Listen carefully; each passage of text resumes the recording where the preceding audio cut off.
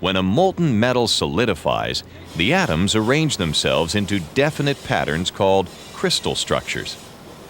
The two most common crystal structures in metals are body-centered cubic and face-centered cubic. These crystal structures grow uniformly in all directions within each developing crystal.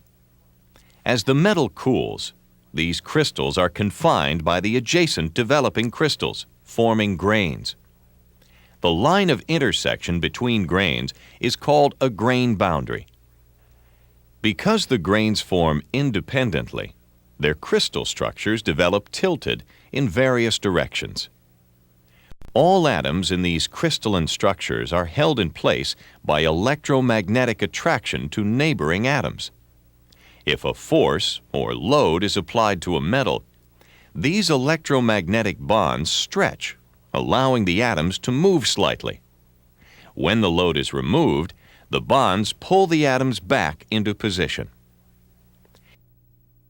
If the applied force exceeds the metal's yield strength, those electromagnetic bonds will break, causing permanent stretching or deformation.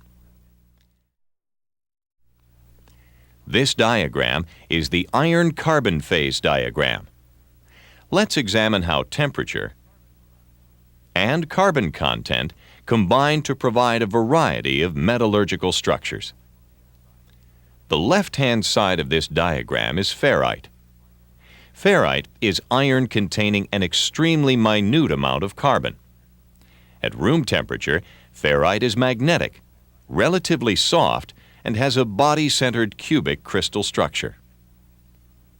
At room temperature, the solid solubility, or the amount of carbon that can be dissolved in ferrite, is practically zero. The amount of carbon dissolvable in ferrite increases to only a maximum of 0.025% at 1,333 degrees Fahrenheit.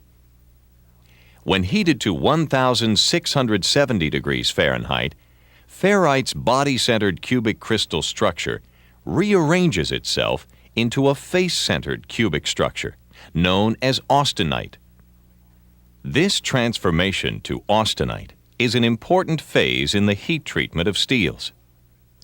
Austenite's crystal structure allows it to absorb up to 0.80% of carbon at 1,333 degrees Fahrenheit, increasing to a maximum of 2.0% at 2,066 degrees Fahrenheit. The right-hand side of this iron-carbon phase diagram represents cementite, also known as iron carbide. Cementite contains 6.67% carbon.